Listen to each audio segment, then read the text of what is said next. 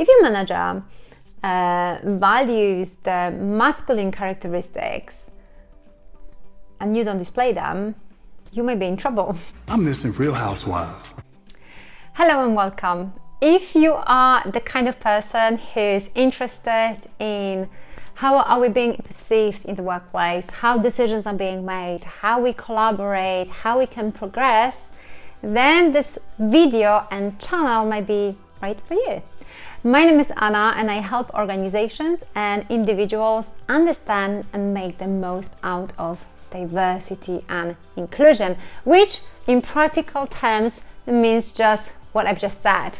And in today's video, I want to continue looking at the movie What Men Want, not as a movie critic, but as someone who does diversity and inclusion and is also a sociologist, and try to show what may be happening in the real life scenario at today's workplaces.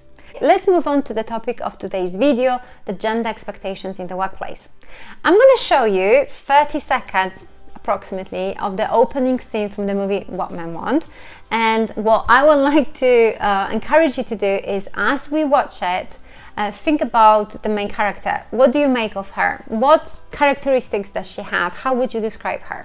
The main character is Ali Davies, who is a sport agent, and we meet her at the very beginning of her working day. So let's have a look. No. Glenn, no, you listen. Unless Lisa is guaranteed center position in writing, you better learn how to Photoshop, because you ain't gonna have any of my clients in your magazine ever again. You know what? Goodbye. I'm not dealing with stupid people today. Did you think about things like confident, assertive, impatient, perhaps aggressive, knows what she wants, outspoken? Everything we say that we need to be successful, right? And what do we make of that? Just let's take a second to think. Do we like her? Do we want to work with her? We meet Ali Davies on the day when she is expecting to get a promotion. She wants to become a partner, and in fact she's so confident that she does the following. Sweet new wheels. A pre-celebration for the big day, huh? I'm making partner, baby. Time to break that glass ceiling. I mean, that's a statement of confidence, leasing a Porsche without knowing for sure if the promotion is going to be granted, right? But confidence is that thing that we need to have, right? Well, this is what happened to Ali. We all know who deserves this. Give it up for our summit, Worldwide Sports Management's newest partner. Whoa! Ali, that pass was actually to Eddie. So, Ali did not get the role. I'm not going to comment on the cringy moment and how it's been portrayed. I did say I'm not going to be a movie critic. It's a comedy and it serves my purpose well, so I'm just going to park it. And nevertheless, what is happening often in today's workplaces is not that unlike for women to be passed for promotion. I mean, let's just look at the stats for how many female CEOs are there. I've made that comment in the previous video. Currently in the USA there are 7.5% female CEOs of the Fortune 500. In the UK, FTSE 100 companies, there are only 5% of women. So we literally have five. I say we. I still identify with the Great Britain. Anyway, in the UK there are in the Great Britain there are 5 female CEOs of the FTSE 100 companies out of 100 CEOs, and the female ratio is 51 to 49 in the UK percentage, female to male. And that raises the question of, is it all really meritocracy based, or is there something else going on? So the research tells us actually that women are being penalized for being overconfident at work. And this is because they don't conform with the gender stereotype. The gender stereotype is what females should be like. And there is a BEM sex role inventory. That's a test for assessing gender roles developed by Stanford University by psychologist Sandra Bem, and it lists 20 characteristics that are associated with the female characteristics. So I'm not going to read all 20 of them, but there are things like being loyal, being sensitive to the needs of others, being understanding, being tender, warm, and so on. So when we are confident, we know what we want, we ask for it, then it's just contradicting the stereotype. And that happens to men as well. It's just that men have different gender stereotype. I suspect we don't have to even make any reference to Stanford or any other university study to know what the men's stereotypes are. We have it in the language. Grow some balls, man up, don't be such a girl, and so on. It's pretty clear, like you can't be a wimp at work, right? Because then you as a man, you're gonna suffer from the gender stereotype as well. I'm missing Real Housewives.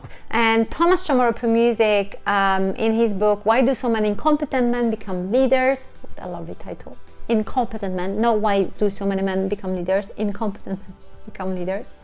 I need to make those disclaimers, I'm sorry. He quotes a study that says that for women, to have any impact in the organization, they have to be confident, competent, and caring. Men, to have the same effect, they just have to be confident.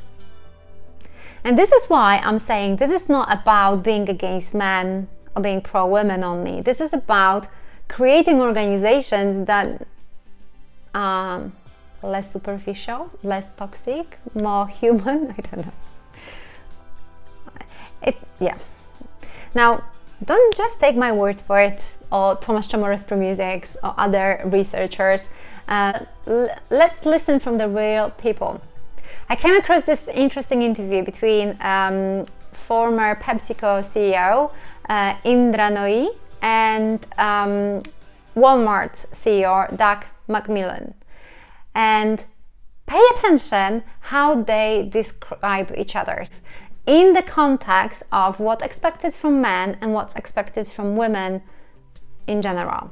Let's have a listen, shall we? I have known Indra for a really long time, and I was thinking about what words I would use to describe her, and some of them would be visionary, competitive, tough-minded, caring. Indra makes things happen. She has a natural leadership characteristic that you have used not only to lead PepsiCo and in your previous roles, but you also influence Walmart in a big way. Appreciate it, Doug, but let me give you the compliment back. Doug and I know each other for a long, long time. And I've always referred to Doug as not just Doug McMillon, I've called him Doug McMillon Walton, because he represents the best of Walmart, the values of Walmart. And believe me, even though we're a generation apart in age, Doug, I've learned... I'm not sure. I'm much older. I've learned so much from Doug, the way he operates his large company and his repositioning it. So I think this is a two-person backslapping society, and I'm the charter member of it. I wish I could hear what language did you pick up on, but I will just have to summarize it myself. So what Doug said about Indra are words like visionary, competitive, tough-minded, get things done.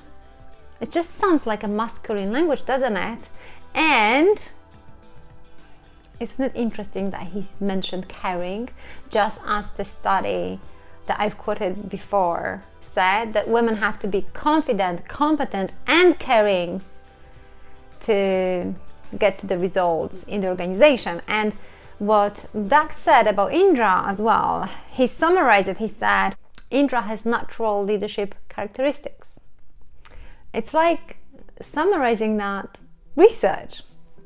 Now, interestingly, what Indra says about Doug is that he's the value person. He represents the values of Walmart, that she has learned a lot from him, that she values the fact that she can learn from him. Doesn't it sound like feminine characteristics? Now, a couple of things to say in here. One, we could swap them. So Doug could have been using feminine language and Indra could have been using masculine language. So it's not associated to the gender as such. However, if a male uses feminine language, he can be penalized for that. And if a woman is using masculine language and behavior, she can be penalized for that. And that's important to make a note of. And also, let's think about what does it mean in practice for individuals in the organization.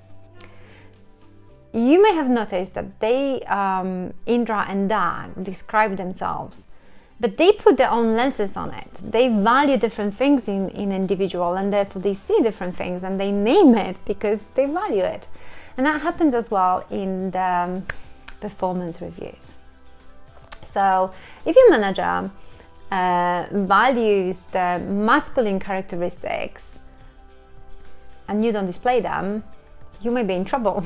And likewise, if they value the feminine characteristics and you don't display them, it may have its own meaning as well. So it's important, I guess, a hack to know what does your manager value.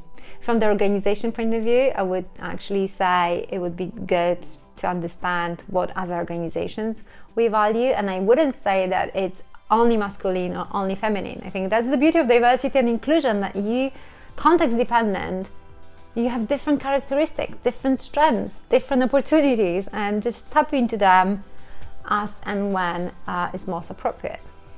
But as Doug said, there are some natural leadership characteristics which I'm not finger pointing at him, but it is what it is in today's organization as well.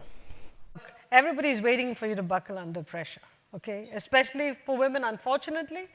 The expectation is that you won't be confident and you won't be able to withstand tremendous pressure. Little lady, what you doing at the big boys' table, huh? So when you have to go through all the pressure, act as if you're confident, you're absolutely in control. Be present at the table. Make sure your voice is heard. That's to you, Miss Win-Win. Oh, it's just Miss Win tonight, but I'm in. And if you really do need to scream or have a good cry, which I did now and then, I locked my room and I said to my secretary, don't let anybody in here for 15 minutes. You don't have to be perfect, and you don't have to have this perfect role model of a super uber confident person. I know lots of people who are not confident who are immensely successful. And then put the makeup back on. Back again. So, on the performance review. So a recent study of performance reviews showed that 66% of women got feedback on how they work, their style, they're too aggressive, they're too this, they're too that. Do you know what percentage of men got that feedback? Probably not a lot. Less than 1. I mean, that's astonishing to me. I mean, actually, it's not astonishing because I've worked in HR and I did this exercise of looking at the language that it's being used in the performance reviews, and I strongly recommend you to do it as well. On this note, throughout October, November and December, I will be posting on performance reviews, and I would encourage you to subscribe to this channel and to subscribe to my email list, because I will be giving tools in easy digestible format with some resources that you will be able to take away and apply in your own organizations or in your own context. I'm just saying, of course, this is just an invitation. If you would like to do it, that would be my pleasure to serve you with some tools and knowledge. Coming back to our conversation. So I've mentioned that women are being penalized for the masculine behaviors. And this is how it's being represented in the movie itself. This is what they think about Ali. Why is Mari even friends with Ali? She only gives a shit about herself anyways. You don't connect well with men. She's quite selfish, that she doesn't get men, doesn't get along, because women have to get along, unlike men, by the way. So that's one of the examples when that's going to be used as a criticism, but only towards one gender. Men won't have the same, men won't hear the same criticism. You don't get along with women, for example. And that's what is confirmed in the study that was just being quoted about the performance reviews. Women are being judged on how they do, how they come across, and men don't. Women should be likable, women should be warm, but she doesn't get along. Matthew Syed, in the book The Rebel Ideas, he also quotes the challenges that women can face in the workplace related to confidence or speaking up, women being penalized for that because it doesn't conform to the gender stereotypes. And he also adds that it is even harder for women who are also members of an ethnic minority, something that is described by psychologists as double jeopardy. And I think it's also worth quoting Rachel Cook, who is the Lenin's deputy director of communications. She said for Tech CNBC series Make It, she said the following: there is a very clear trend that women are having a harder time at work, in the workplace, than men. Women of color are having a harder work experience than white women, and Black women are having sort of the hardest experience overall. How people live through that experience. On this note, I would like you to listen to those two parts of the interviews. One with Ursula Benz, who is the former CEO of Xerox, and she was the first Black female CEO of Fortune 500 companies, and Indra Nooyi, that we've already met. We've already met Ursula before. I feel like I know them probably because I've watched so many interviews with them, but they are fantastic. They are absolutely fantastic, and I would strongly recommend that you listen to more than those interviews. But for the purpose of this video, I want to share with you the parts of the interviews when they share the experience as women of color in the workplace. Over to them. But I had to work harder to prove that the color and the gender actually should not be counted against me. I could do a damn good job too. The person said, you know, you're pretty smart, but you have some challenges. What are they? You have 3 strikes against you. You're poor, you're a woman, and you're Black. And the reason why it troubled me is that 2 of these strikes are who you are. You know, you were placed on the earth as a Black woman, and they said, well, you know, this is a problem. And for me, it was a motivator only after I kind of internalized the challenge that they had placed in front of me, which is one of bigotry, one of preconceptions, one of words not mattering, so not understanding the impact of words on an individual, and having to figure out a way to find my place with that as the foundation that these people had laid for me. I mean, if I told you that it was smooth sailing all the way, I'd be lying. Lots of challenges, people questioning what my background was, why should I even be in PepsiCo in such a senior position, why I was so outspoken, and what's with this woman, you know, a lot of stuff like that. But I didn't care about that. I was getting paid to do a job, and I was going to do the job. And I was going to do it better than anybody else. That's the end of it. Those things are happening, and those are the real experiences of so many people. And just because we don't experience that doesn't mean it doesn't exist. Do you think it exists? I wouldn't say it's totally non-existent, but it's not something that I see very commonly. But would you see it if you're white? And I really want to conclude that thought with another quote from Ursula Benz, when she says something so important, I think, so telling. Listen to that. Did we, the media, make too much of that, do you think? They did. But I think that, you know, now I've come to terms with it a little bit now, more than I did before. Because there are more women and more underrepresented minorities that could run companies. There's no doubt about it. I'm not the only one. I happen to be the one found at the time, the one that society as a whole allowed to play the game. There are a lot more people ready to play the game, but you guys just don't allow it to happen as often. And one of the things that started happening at that time was a lot of discussion about how spectacular and amazing I was. And I decided just recently that the reason why those words were used is because it made it easier for you guys to accept me in.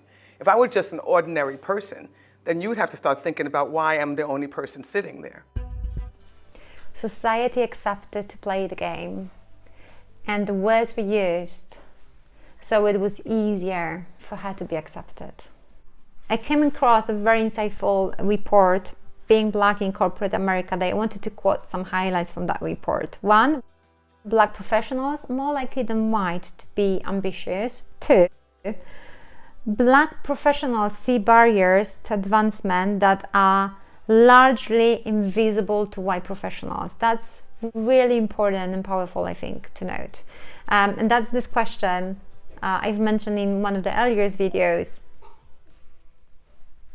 The challenges with inclusion and diversity, one of the challenges is that people don't see it because they don't experience it themselves. There's a report by Catalyst about the emotional tax.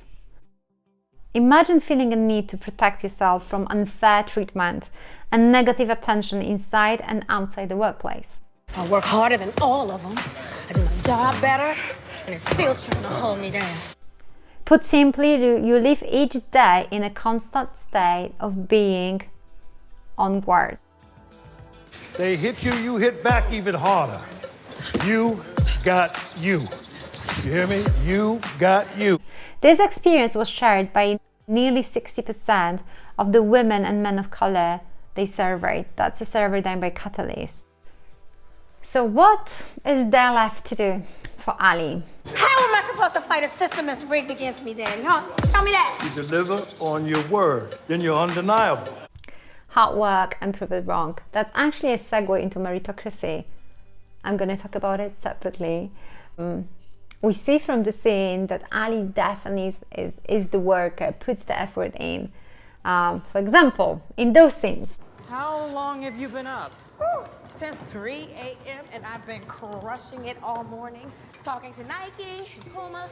Miss Davis, you're free to go. Oh, finally. I can take you home, or I brought work clothes. Work. The hard work is also being mentioned by many of their successful females that we come across. For example. But I had to work harder to prove that the color and the gender actually should not be counted against me. If I just, go in, work hard, do what needs to be done. I genuinely believe in making myself uncomfortable. I think it's important that you make yourself uncomfortable. I was amazingly capable of doing a great amount of work, huge amount of work. And of course, we know of the men that are working hard and getting fantastic results. And this is not to say that men don't work hard, it's just that overall, in the big picture looking, on the scale, women have to work harder to get to the same results that men do. This is not to say men don't work harder. It's so important to say. I need to make those disclaimers because I don't want the point to be missed from what are we talking about. What I'm talking about. I'm talking about creating those environments when either we all work hard but have equal chances, creating those workplaces that are just made for humans.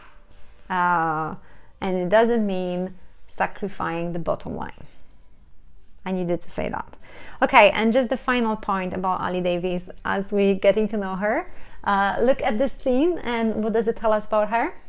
Mari created this lovefinders.com profile for me. Can you please get rid of it? All these stupid alerts keep coming up. I will have it taken down ASAP, if that's definitely what you want. That is definitely what I want. Yeah, so we learned that Ali is single and she's not even interested in getting into romance, although she does get into romance when we see her being selfish, but then she changes. That's a side note. That's for the movie to watch. But what I want to say is a couple of things about the role of the women in today's workplaces. And when we talk about women in the workplaces, we cannot not talk about mothers in the workplaces. One, there's the stereotypes of mothers not being as committed, but also it's really worth looking at the data about employment rates for women who are mothers. So in the book, The Invisible Women, we read, for example, there are way more examples, but let me read this one. The employment rate of UK mothers with children aged 3 to 5 is 6% lower than the OECD average. In 2014, 41% of mothers of children under 4 because in the UK children start school at 4, so the childcare cost becomes a little bit lower. So in 2014, 41% of mothers of children under 4 were employed full-time, compared to 82% of childless women and 84% of fathers. A small note in the UK, and it's a comparison I have to make because I now live in Sweden after 12 years living in the UK, and not surprisingly, Swedes have better stats for women, not only for the childcare cost, but nevertheless, in the UK, the childcare cost is one of the highest in Europe. And I can give you my own example. I've been in a situation when paying for 2 children in the preschool age, it was actually higher than the salary I was at that time, considering the cost of my commute to work and the associated costs. So that was actually, I was earning less than I had to pay for 2 children. I did it. I could do it because of my husband, but looking long term, but these are the real challenges for women. Also, and that's why it is important to talk about those things, and the fathers, how fathers are being supported as well in the workplace. You know, everyone talks about having it all. I say, well, having it all is defined by someone else.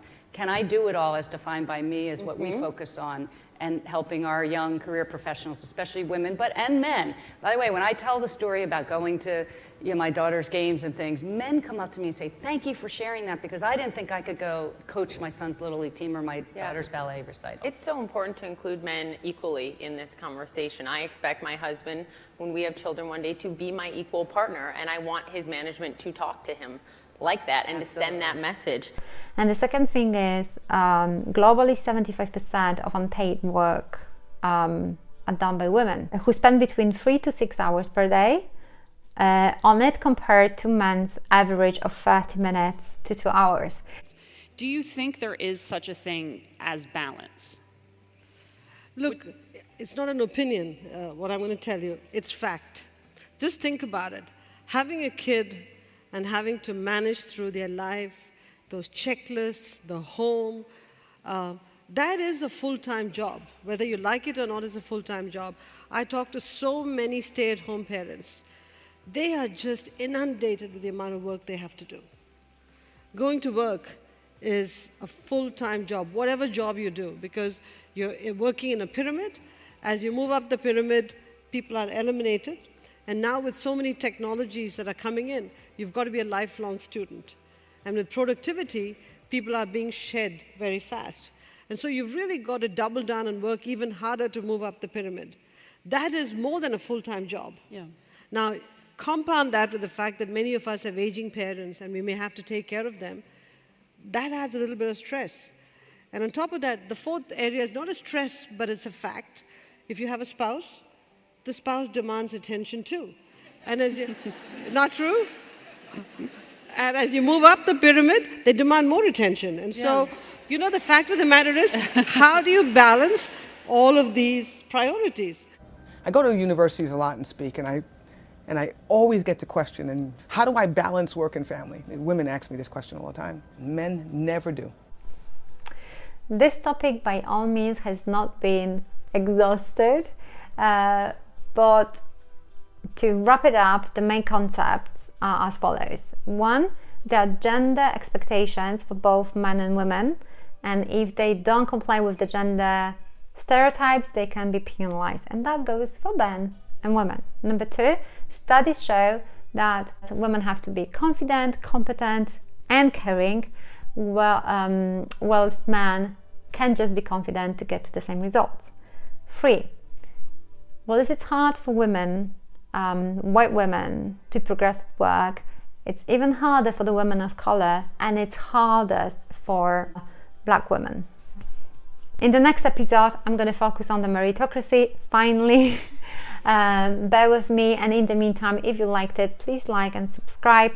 and subscribe to my email list that I linked down below, as I will be giving away some tools and resources. It's just the easiest way not to miss out on those that I think you're gonna find very useful. Thank you for listening, share your experiences, and until the next one.